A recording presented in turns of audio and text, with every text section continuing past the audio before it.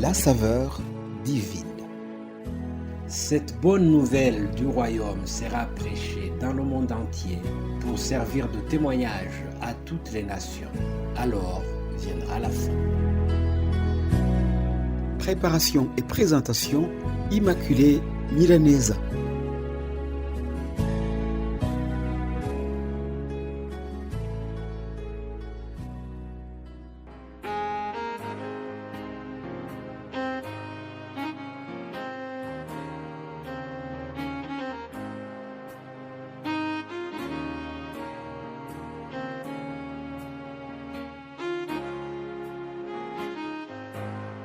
Bienvenue à vous tous qui suivez cette émission Saveur divine. Que la paix de Christ soit avec vous.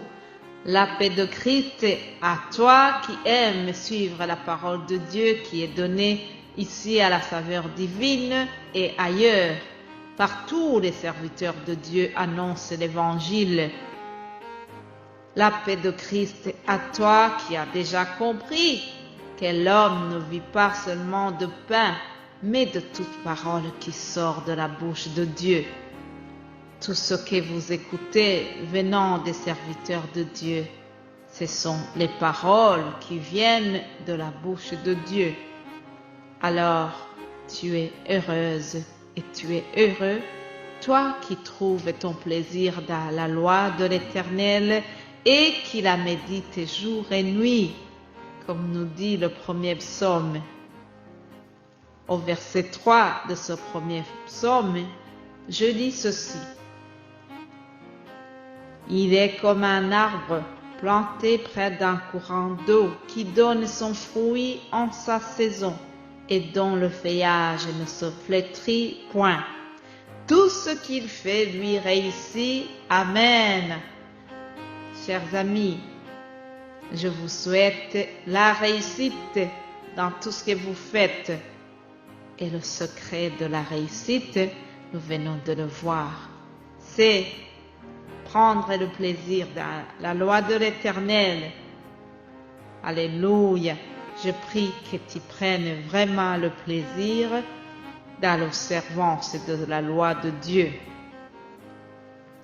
Alors tout cela nous introduit au thème de la semaine que vous connaissez déjà.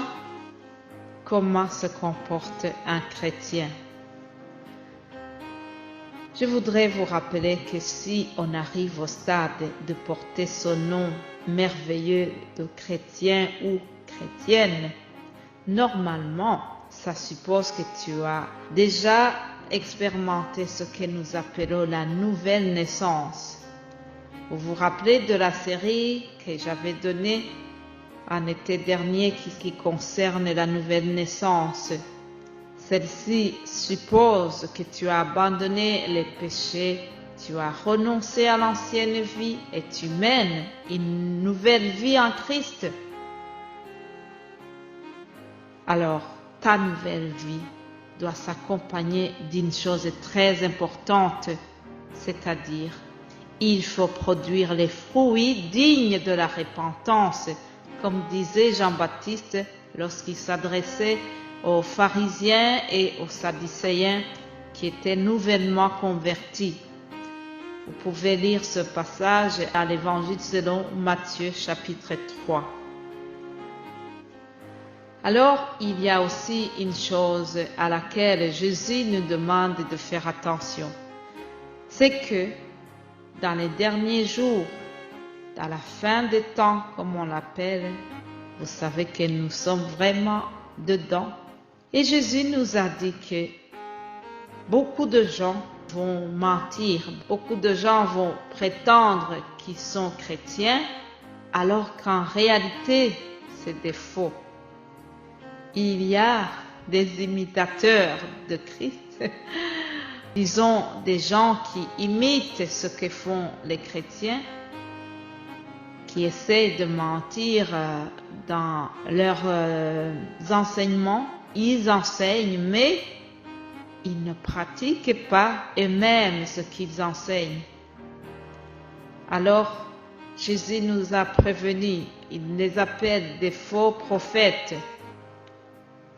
Nous devons donc faire attention parce que des fois, il y a des personnes qui ont l'art de bien parler et de bien enseigner, mais quand tu observes ce qu'ils font dans la vie de tous les jours, ça ne respecte pas vraiment la parole de Dieu. Lorsque nous lisons dans l'Évangile selon Matthieu chapitre 7, nous voyons un passage où Jésus nous a prévenus à ce sujet. Alors Jésus nous a dit, « Ceux qui me disent, Seigneur, Seigneur, n'entreront pas dans le royaume des cieux, mais seulement celui qui fait la volonté de mon Père qui est dans les cieux. » Plusieurs me diront en ce jour-là, « Seigneur, Seigneur, n'avons-nous pas prophétisé par ton nom? N'avons-nous pas chassé des démons par ton nom? Et n'avons-nous pas fait beaucoup de miracles par ton nom? » Alors, je leur dirai ouvertement, « Je ne vous ai jamais connus. Retirez-vous de moi, vous qui commettez l'iniquité. » Je ne peux pas dire Amen suite à un passage dur comme ça. Tout ce que je peux dire, c'est Seigneur, que nous soyons vraiment gardés d'être comme ça, que nous puissions éviter de devenir comme ça, que nous puissions éviter d'entendre un jour le Seigneur nous dire des mots pareils. Prions. Seigneur, je prie pour tout le monde qui vient d'écouter ce message. Saint-Esprit de Dieu, donne-nous la sagesse et la persévérance en produisant les fruits dignes des chrétiens qui portent réellement le Christ dans leur cœur. Esprit Saint, toi qui as été envoyé pour nous fortifier, donne-nous de faire toujours la volonté de notre Père Céleste. C'est ce que je souhaite à tout le monde qui vient d'écouter ce message, Seigneur. C'est au nom de Jésus-Christ que j'ai prié. Amen.